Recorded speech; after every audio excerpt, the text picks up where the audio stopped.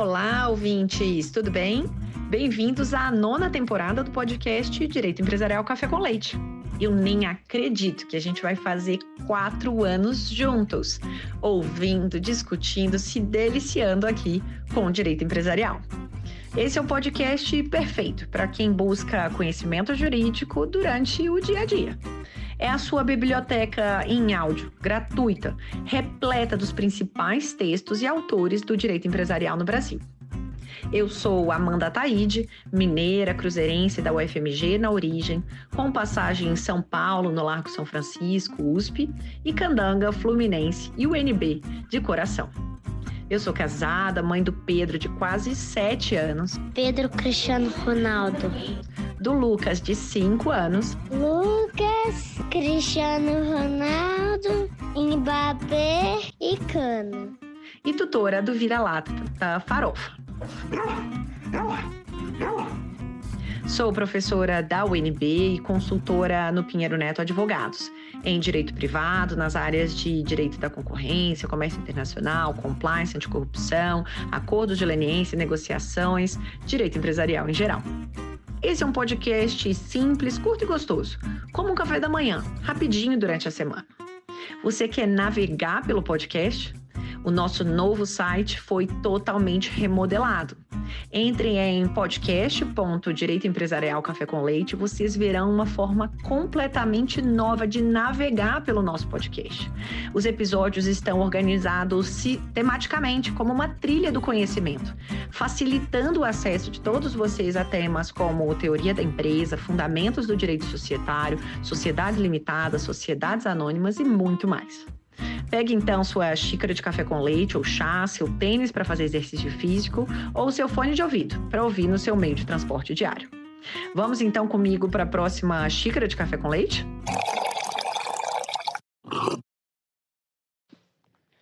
A nossa xícara de café com leite de direito empresarial de hoje vai tratar do artigo do professor Henrique Barbosa, intitulado Por uma cadeira de Finanças e Contabilidade Corporativas na Matriz Curricular do Direito Societário Brasileiro. E para isso a gente vai ter a alegria de contar com a participação do próprio autor, Henrique Barbosa, para comentar o seu artigo. O professor Henrique Barbosa é doutor em Direito Comercial pela USP, professor do LLM do INSPER, do IBMEC, da GV Rio e da PUC Rio Grande do Sul.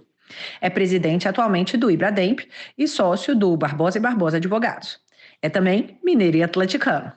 O professor Henrique tem uma atuação já super conhecida no direito societário e é uma alegria, portanto, enorme tê-lo aqui para participar do nosso podcast, por apresentar, de um modo simples, curto e gostoso, a sua visão sobre a importância da formação e a visão multidisciplinares no âmbito do direito empresarial. Minha querida professora Amanda, a alegria toda minha de poder estar aqui compartilhando essa xícara de café com leite com você. Ter 2 mineiros juntos é sempre uma chance especial de boa prosa e troca de ideias. Esse foro que você tão brilhantemente construiu aqui nos últimos anos é hoje merecedor de todos os aplausos e representa um dos mais belos acervos do direito empresarial brasileiro, e eu devo não só lhe parabenizar, mas confessar que de longa data ansiava por poder estar aqui batendo esse papo com você, mas sabedor, obviamente, de que a fase do seu Cruzeiro não permitia tão facilmente ter um atleticano aqui nessa troca de ideias, mas certamente vai ser uma delícia a gente conversar um pouquinho. Para a gente começar, professor Henrique, qual que foi, então, a sua motivação para escrever sobre esse tema que explora a necessidade de formação mais integrada entre as disciplinas de direito, finanças e contabilidades para os advogados que atuam na área societária? Como que foi o processo de escrita do artigo? Aonde que ele foi publicado? Se puder aí aproveitar para a gente divulgar essa iniciativa do Ibrademp também do ano de 2024.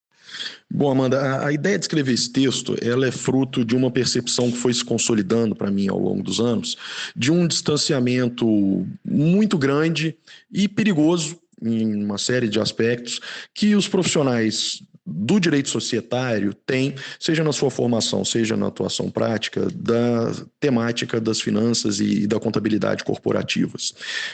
Isso, eu já tinha alguns escritos sobre isso no passado, mas recebendo um convite do querido amigo Ítalo Martins, que junto com o Chico Musnick e o Roberto Quiroga coordenam a revista Direito Societário e M&A, que é fruto de uma parceria da Revista dos Tribunais com o CM&A lá da USP, que é um foro belíssimo também, onde se discute temas de M&A e de finanças corporativas. Eu entendi que pela qualidade e capilaridade da revista seria uma oportunidade legal de fazer essa provocação e ver como é que isso, qual seria a receptividade disso no âmbito da academia, né? Tocar diretamente nessa ferida para tentar fomentar um pouquinho mais esse debate. Isso foi publicado no volume 4 da revista de Direito Societário e M&A, que hoje, salvo engano, já está lá, a revista é semestral, hoje, salvo engano, a revista já está no seu volume 6, e todos eles com um acervo belíssimo e que vale aqui a consulta.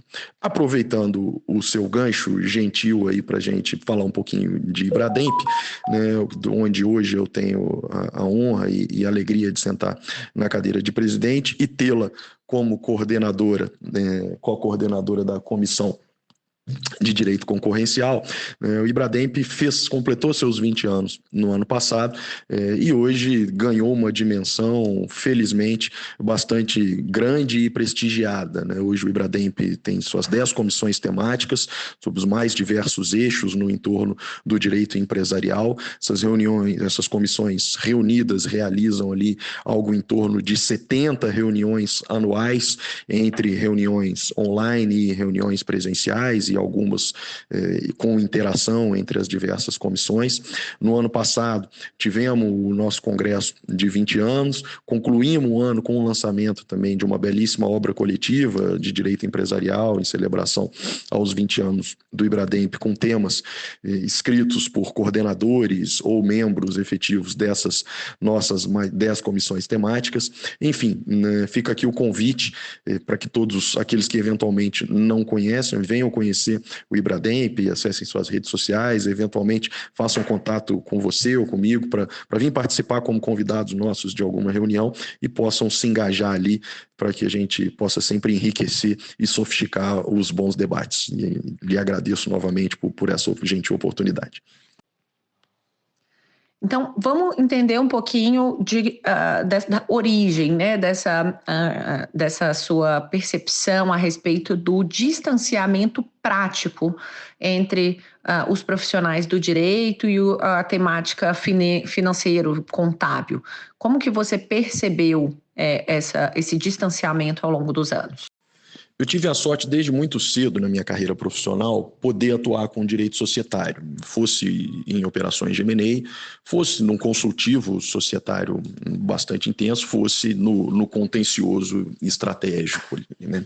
Então, isso, depois de mais de 20 anos de atuação, somado à carreira acadêmica e ao fato de atuar principalmente hoje como professor de pós-graduação, foi me fazendo perceber no dia a dia, seja em mesas de operação, seja discutindo com colegas ou com advogados de jurídico interno sobre temas que eram postos à nossa consulta, ou no enfrentamento de algumas disputas ali do contencioso, o quão falho eram ou a percepção de certos conceitos, ou quão, às vezes, limitada era a compreensão da própria questão macro, porque se olhava de modo muito obtuso ali para o aspecto eminentemente jurídico, que se perdia de mira o aspecto estratégico, negocial e a racional financeira por trás daquele tema que estava posto na mesa, ou do outro lado, se a gente trazendo de novo para o contencioso,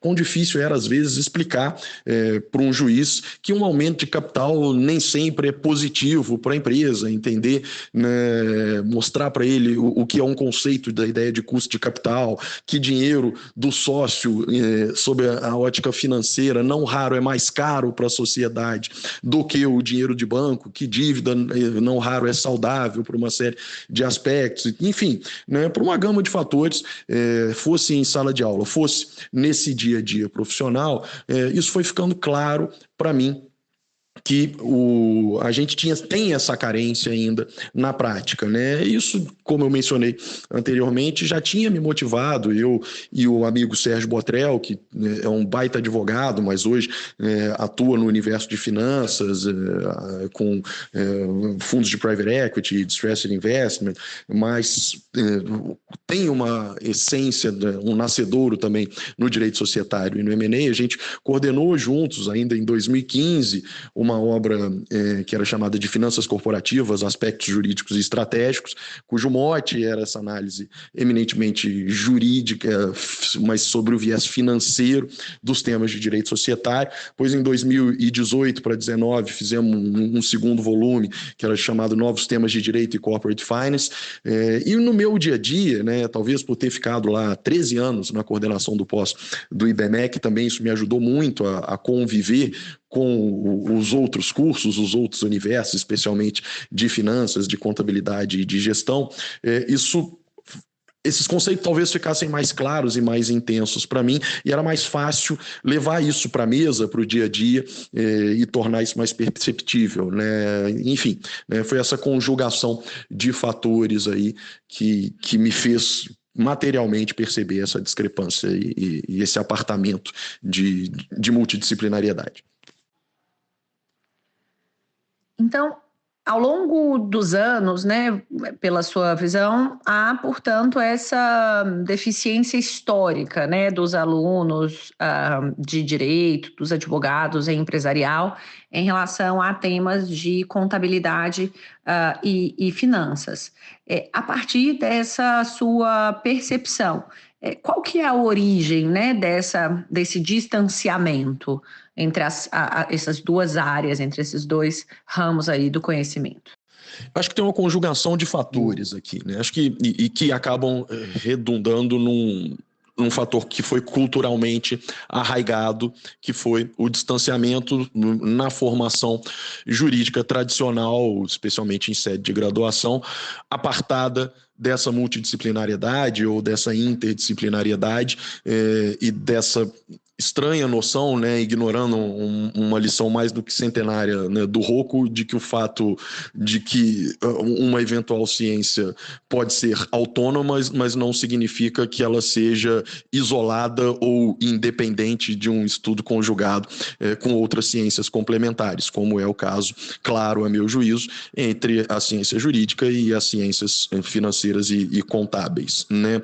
Mas o que é curioso também é que esse tema não é estranho na nossa produção jurídica histórica, né? Se a gente voltar, né, na obra seminal e belíssima, um dos maiores clássicos, né, que é o do professor Bulhões, né, o Finanças e Demonstrações Financeiras da Companhia, né, onde ele já tratava desses temas de modo congregado ali, de modo absolutamente didático e completo e claro, transparente, né, ou outras obras como o Regime do Capital Autorizado, do professor Guerreiro, enfim, né? Mas o fato é que, assim, quando a gente compara com os sistemas estrangeiros, né, se a gente olha, tá certo, os sistemas talvez saxões tenham um pouquinho mais disso, mas se a gente pegar um sistema de direito continental, codificado como o nosso, comparativamente, né, eu vou fazer menção aqui, no texto eu faço de N outros, mas aqui, exemplificativamente, vale mencionar o Manual de Corporate Finance da professora Ana Pelestrello de Oliveira,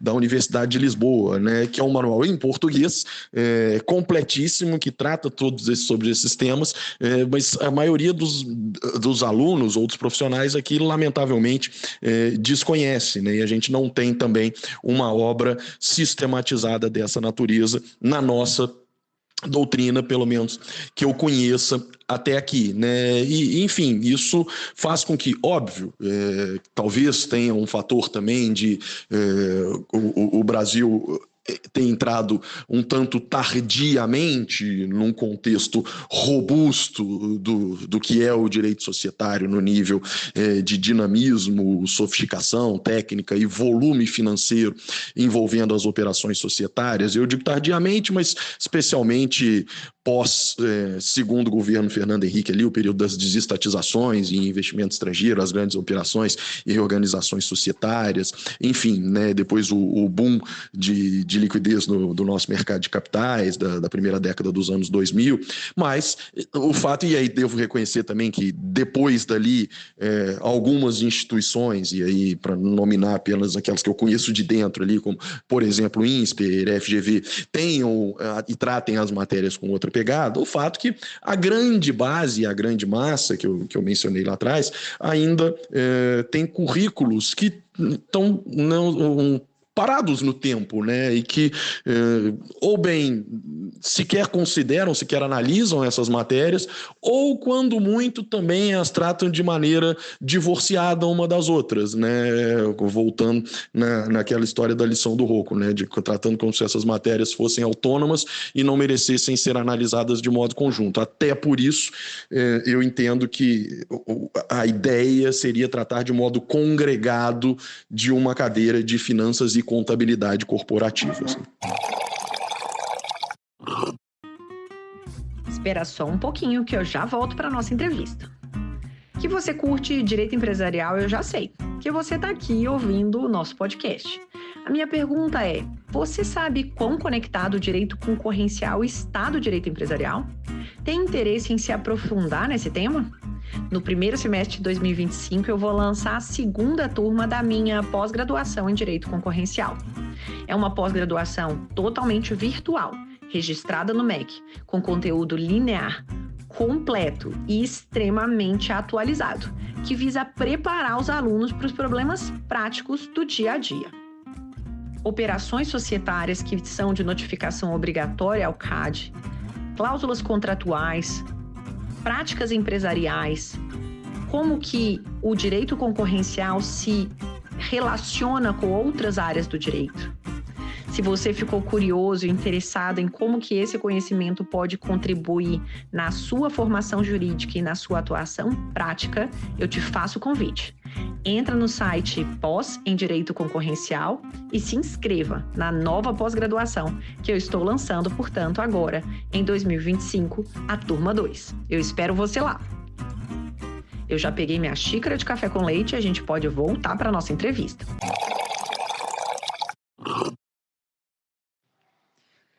E então, na sua visão, professor, em quais aspectos o conhecimento teórico e prático de finanças e contabilidade agrega ao conhecimento jurídico empresarial? E quais que são também, né, as consequências de uma incompreensão desses temas na formação jurídica e na atuação profissional dos advogados? Bom, se a gente considera que o papel do advogado corporativo, societário, é fundamentalmente o de identificar e mitigar risco por um aspecto, mas de potencializar o resultado que o empresário pretende, às vezes entregando um outro instrumento jurídico para chegar no mesmo lugar ou no lugar mais próximo daquilo que o empresário pretende, é fundamental que o advogado entenda como esse empresário e esse tomador de decisão pensa, né? E aí, não só sobre a ótica estratégica, mas, de novo, entendendo essa racional decisória por trás dele, sobre o aspecto financeiro também, mas compreendendo não só os limites ou possibilidades jurídicas que estão à disposição dele, mas as consequêências contábeis que também estão envolvidas, e especialmente de 2007 para cá, e com muito maior ênfase a partir de 2013, 14 ali, com a adoção em definitivo do Brasil das regras de contabilidade internacional e todo o regramento que vem a reboque disso, e toda essa nova vertente de essência sobre a forma, True and Fair View, da contabilidade moderna, essa contabilidade pró-mercado e pró-stakeholder, é fundamental se entender esses conceitos, né, sob pena do advogado ficar meio caminho de uma boa solução, ou não conseguir entregar tudo que ele pode, ou às vezes acabar dando um tiro no pé ali, né? De novo, se a gente pegar alguns exemplos concretos, né? Entender a distinção dos prós e contras de autofinanciamento ou do chamado heterofinanciamento, ou seja, de dinheiro para capital próprio ou de capital de terceiros, entre equity e dívida, entre o que é pegar dinheiro do sócio e quanto isso custa, e quais são as racionais e prós e contras, vantagens e desvantagens por trás disso e tomar dinheiro no banco e igualmente as vantagens e desvantagens, né? Entender de novo a partir disso que é a ideia de custo de capital e que um aumento de capital nem sempre é no melhor interesse da companhia, embora na cabeça de um juiz isso, se o sócio está botando dinheiro é porque ele quer o bem do negócio, isso está longe de ser uma realidade concreta, né? Mas seja para destruir isso, seja para construir também, botar de pé um aumento de capital sólido, com o preço de formação das ações condizente com a racional da lei, obviamente construído por trás de números e critérios de valuation não só amparados pelo o critério legislativo, mas também sob a ótica das próprias finanças, né? Entender o tipo de financiamento que eu vou buscar, enfim, né? Ajudar a construir a própria tese de investimento de um M&A, isso tudo está diretamente concatenado ou é reflexo do maior ou melhor conhecimento disso. Há alguns podcasts atrás, você entrevistou aqui o professor Proença e o professor Eduardo, naquele belíssimo manual deles de reorganização societária, recuperação de empresas e finanças, onde eles deram uma série de exemplos disso. Enfim, né, no texto eu trago um volume muito mais intenso ali de exemplos, tanto de casos concretos quanto de hipóteses, mas acho que não resta dúvida de que bem compreender toda essa tríade aí entre finanças, contabilidade e direito de modo coeso é fundamental. E, de novo, eu não estou falando aqui que o advogado precisa ser um especialista, esse cara não é o cara que vai fazer o valuation, né? Não tem que ter a competência de um auditor para fazer uma demonstração financeira, mas ele tem que saber lê-las, interpretá-las e entender as racionais e consequências por trás da sua decisão, para que a partir daí ele busque o instrumento jurídico que melhor se adapte a ela, mitigando o risco, potencializando o resultado daquele desejo do empresário, né, e driblando, no bom sentido aqui, né, não burlando, mas sabendo jogar com o limite da lei e da regulamentação, as barreiras e externalidades, seja da regulação contábil, seja dos limites da realidade financeira. E para a gente entrar um pouco mais no artigo em si, né? No artigo você apresenta conceitos como decisões de investimento, decisões de financiamento e decisões de dividendos. Conta um pouquinho para a gente das diferenças desses conceitos e como que eles equilibram o que você chama de tripé decisório empresarial.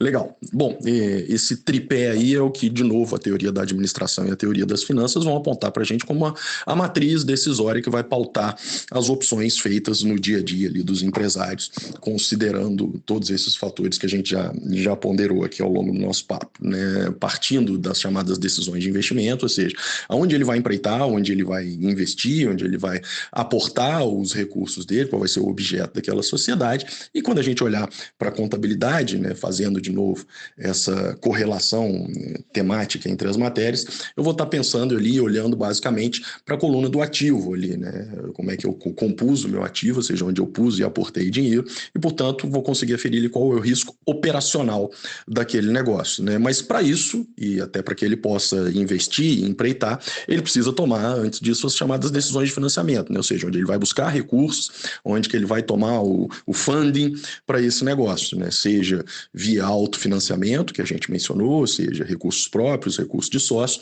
seja via heterofinanciamento, ou seja, buscando dívida. E aí, olhando de novo para a contabilidade, isso vai estar representado ali na coluna do meu passivo e vai apontar, fazendo essa matemática aí entre a composição do que foi capital próprio e dentro disso, de qual é a expectativa de retorno daquele investidor naquele negócio, somado ao custo da minha dívida, do que eu eventualmente captei via dívida, é o que vai compor o custo de capital, ou seja, quanto aquela somatória de recursos custa para a sociedade no final do dia e, portanto, olhando ali para a coluna do meu passivo, eu vou ter não só esse custo de capital, mas também conseguir aferir qual é o risco financeiro daquele negócio, sopesando esse risco entre o que eu tomei de recurso próprio e o que eu tomei de recurso de terceiros, né? E, finalmente, posta a maquininha para funcionar, ou seja, busquei meus recursos, investi, e agora a gente chega finalmente nas chamadas decisões de dividendos, né? Que é com os recursos oferidos para aquele negócio, o que eu vou fazer, né? O quanto eu vou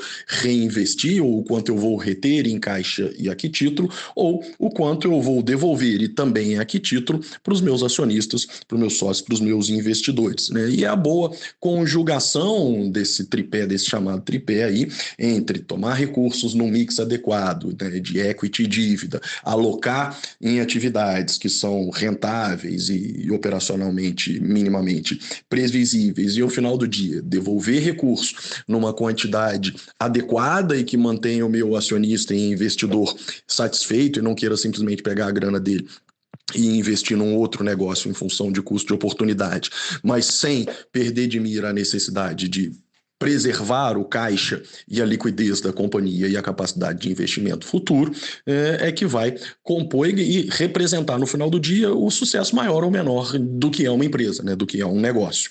E aí isso permite a gente voltar de novo num outro exemplo da sua provocação da pergunta anterior, né, de como é que o desconhecimento dessas matérias pode eventualmente afetar o dia a dia do advogado societário, do advogado corporativo, né? Quando a gente pensa no que é toda a estrutura de retenções, reservas e alocações de resultados na SA, por exemplo, toda a sistemática lá dos artigos 189 e seguintes da lei, poxa, a boa compreensão daquilo ali é fundamental, seja sob o aspecto regulatório jurídico, mas também contábil financeiro, para que eu consiga, efetivamente, se eu tiver com o chapéu de administrador ou de controlador, reter e manter recursos em caixa sem prejudicar a figura do dividendo obrigatório do acionista ou as diversas espécies de dividendos que haja em benefício de uma ou outra classe de ação preferencial, né, mas que eu consiga fazer isso dentro dos critérios legais, sem usurpar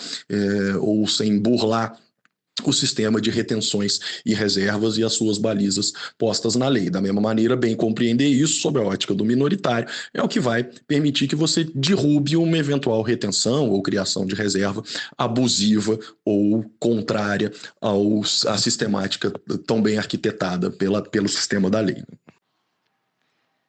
Então, a partir dessa identificação dos conceitos e dessa necessidade de aproximação dessas áreas de conhecimento, qual que é a sua proposta para solucionar essa deficiência na formação de advogados societários em relação ao estudo dessas interseções entre o direito societário e as ciências contábeis e financeiras? Essa é a pergunta do $1 milhão, né? Mas que, obviamente, não pode deixar de ser feita, porque também é fácil botar o dedo na ferida, mas também não tentar buscar minimamente sugerir uma resposta. Longe de mim ousar querer ter respostas ou soluções para algo que, como a gente disse, é histórico e cultural, mas o que eu sugiro ali, a minha provocação é isso. Eu acho que, de novo, a gente tem que olhar e voltar ainda nas bases, nas raízes, pensar em construir isso desde a formação de nível de graduação jurídica, talvez ainda não nos primeiros semestres ali, onde há um grau, né, de imaturidade, não no mau sentido da expressão ali, mas de um aluno muito jovem ainda, que ainda não se ambientou sequer com os conceitos societários, né? Às vezes as próprias matérias de direito societário são postas muito precocemente no currículo, onde o aluno ainda não tem a experiência, a prática, seja no universo jurídico, seja com conexão mínima com a realidade de mercado, para poder bem assimilar aqueles conceitos, né? Mas, enfim, eu acho que o caminho que eu enxergo que seria o mais prudente é tentar congregar as duas matérias, né? E por isso que eu falo de uma cadeira de finanças e contabilidade corporativas, o que significa dizer que eu não acho que basta em tratar como algumas faculdades, como eu mencionei, já o fazem de modo mais ou menos intenso, né? Ter só uma cadeira de finanças ou ter uma cadeira de contabilidade, porque isso às vezes também incide no pecado de uma certa miopia de considerar apenas autonomamente essas ciências sem fazer essas conexões e interdisciplinariedade tão necessária entre elas para as boas compreensões. Então, eu acho que seria necessário, para o âmbito do aluno de direito, pensando na boa formação futura do advogado corporativo, ainda que ele siga uma carreira executiva de jurídico interno, que seja, ou de counsel, enfim, eu acho que se deve congregar essas duas matérias numa única cadeira, né, trazendo onde eles se conectam os conceitos, óbvio, sem abdicar de conceitos base mínimos dos dois universos, mas congregando essa análise numa temática comum, né? Até porque, de novo, também não se espera, como eu mencionei, que se vá formar financistas ou contabilistas. Para isso, teremos sempre os cursos próprios, seja de administração, seja de contabilidade, seja os pós-graduações respectivos. Mas o que a gente quer e está provocando aqui, buscando, é que se potencialize a formação jurídica do advogado empresário. Então, a minha sugestão é que se tente empacotar ali numa matéria única, que também não precisa ser esgotada em um único período. Às vezes ela pode ser modular dentro das várias cadeiras de societário, à medida que a coisa for evoluindo, até porque há também nuances e conexões dessa matéria com a temática de direito tributário, com a de direito recuperacional, enfim. Mas eu acho que essa é a minha percepção, o meu sentimento, que talvez a coisa fosse melhor conduzida, se congregando, unificando e se buscando essas interseções para a partir delas elas serem tratadas, até porque isso tornaria a análise das matérias e sua compreensão muito mais interessante, justamente porque a gente teria maior empirismo nisso, né? E, por fim, diante do sucesso dessa pergunta na última temporada, a gente continua nessa nova temporada a pergunta de quem é você na pessoa física. Conta um pouquinho mais para a gente dos seus gostos, dos seus interesses, como você usa seu tempo livre e se você também ouve aí episódios de podcasts que não sejam jurídicos, que possam aí informar também os nossos ouvintes. Puxa, essa na verdade é a pergunta mais difícil de se responder, né? Porque a gente falar da gente mesmo é sempre delicado, né? E complicado. A gente se olha sempre sobre conceitos que não necessariamente representam a realidade aos olhos alheios, né? Mas enfim, né? E falar da gente quem eu sou na física pode ser mais perigoso ainda, vai que tem um credor ouvindo um negócio desse. Uma hora eu ainda acabo me enrolando aqui, né?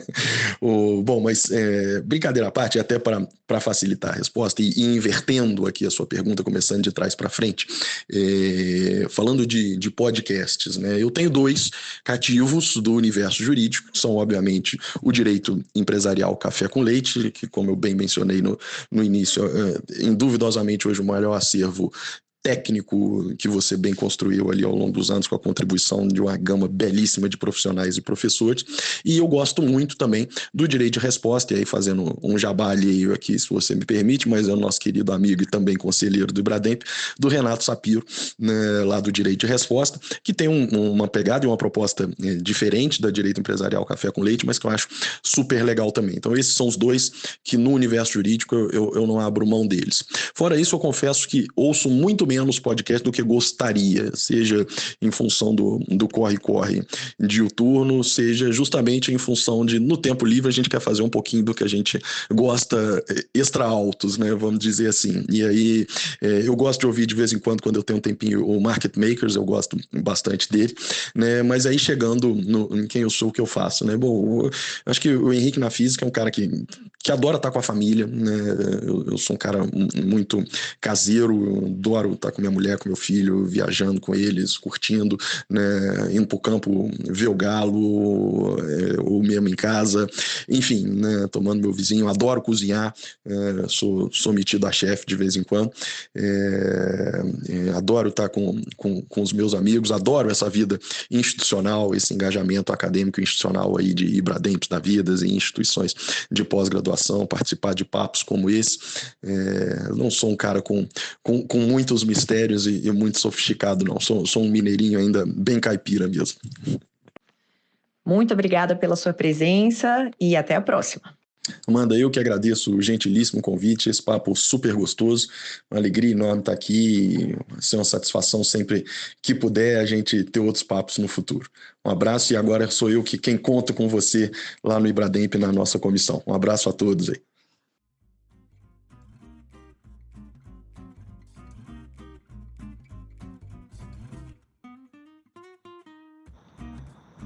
A nossa xícara de café com leite foi devidamente tomada.